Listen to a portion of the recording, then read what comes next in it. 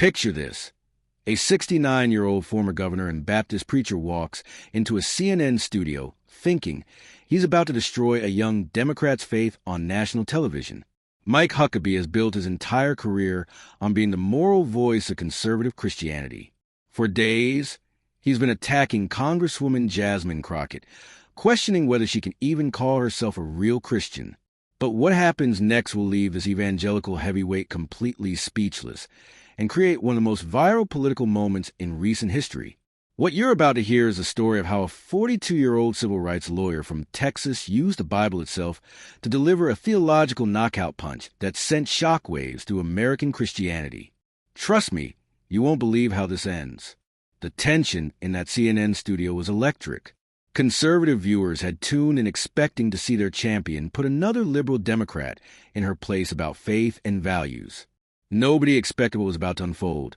A masterclass in biblical knowledge that would leave a seasoned preacher scrambling for words and dominate social media for weeks. Let me set the scene for you. Mike Huckabee represents everything traditional about conservative Christian politics. This is the same man who served as Arkansas governor, ran for president twice, and built a Fox News career on being a moral authority. Just that morning, he'd appeared on Fox and Friends, declaring, "These people want to lecture us about Christianity while supporting everything Christ opposed." The clip already had over 100,000 views with thousands of supportive comments from evangelical viewers who saw Huckabee as their champion. But they had picked the wrong target. Jasmine Crockett grew up in St. Luke Baptist Church in Dallas, where her grandmother was a deaconess and her family had been members for over 40 years. Unlike politicians who discover religion when it's convenient, Crockett's faith was authentic and lifelong. As a civil rights attorney, she built her career fighting for voting rights and economic equality, not just as a job, but as a calling rooted in her understanding of biblical justice. The stakes of this confrontation went far beyond cable news drama. This was about who gets to claim moral authority in American politics. For decades, conservative Christians like Huckabee had positioned themselves as guardians of faith while dismissing progressive Christians as fake believers.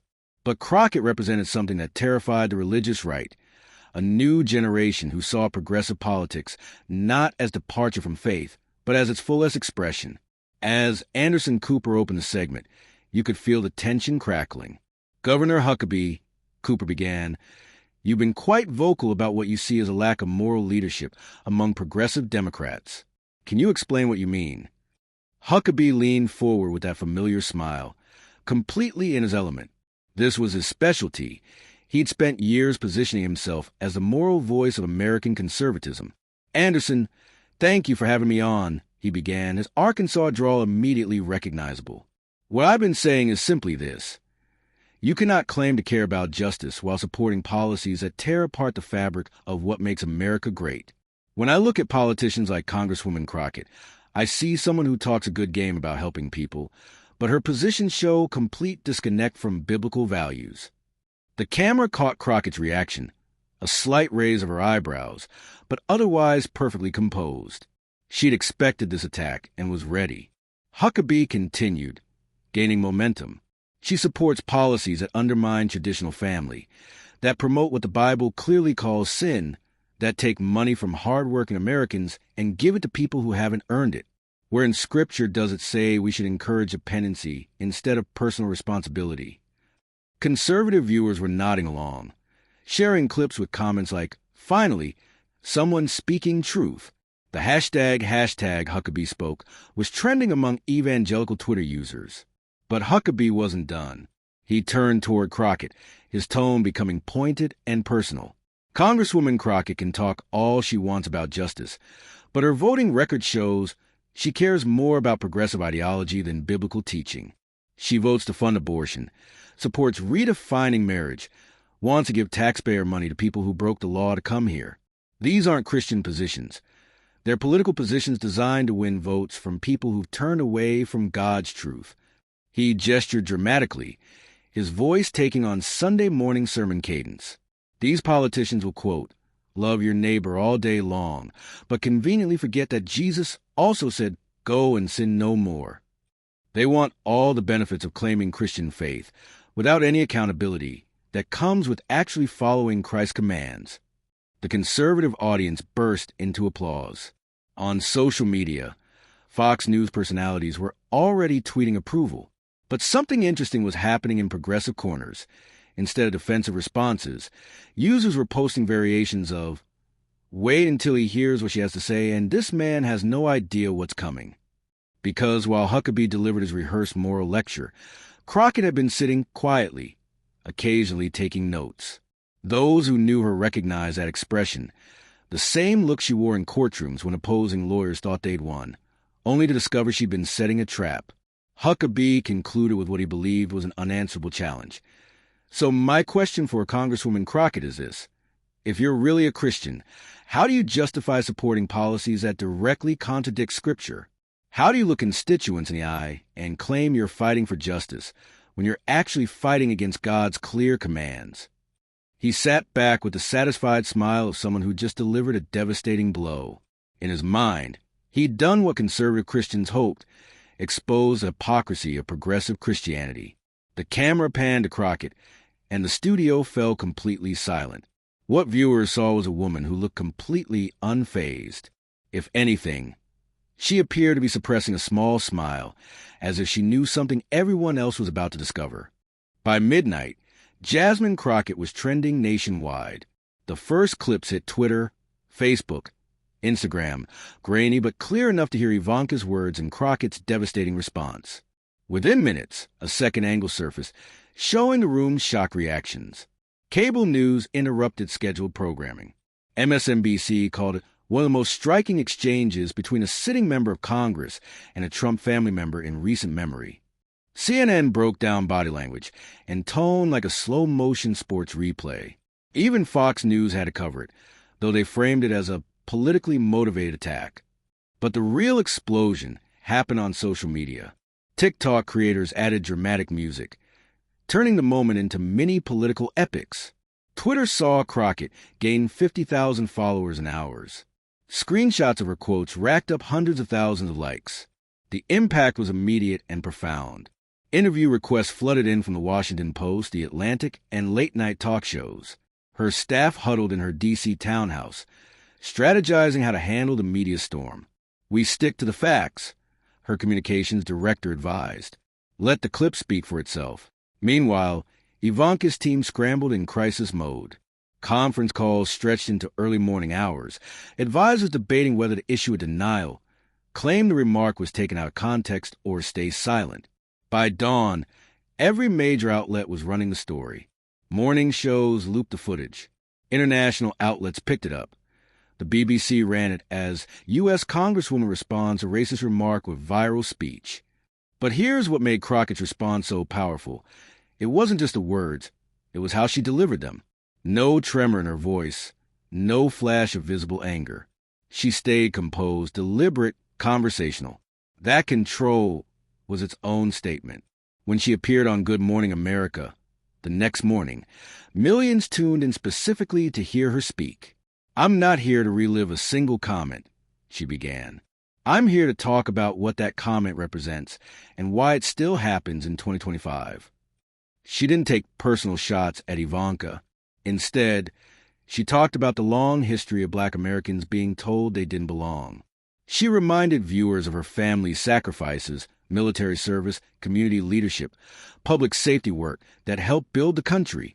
"I can't speak to what's in someone else's heart," she said when asked about Ivanka's intentions. "But I can speak to the impact." Comments like that signal to millions of people that their Americanness is conditional. That's not acceptable. The response was overwhelming. Not just political viral, but genuinely viral. Athletes, musicians, teachers, community leaders shared her message. For once, the internet's attention wasn't on tearing someone down, but amplifying inclusion. Ivanka's carefully planned primetime interview that evening felt flat by comparison. The lighting was flattering, the questions gentle, but the public had already chosen which narrative they believed. In the days that followed, Crockett's profile soared.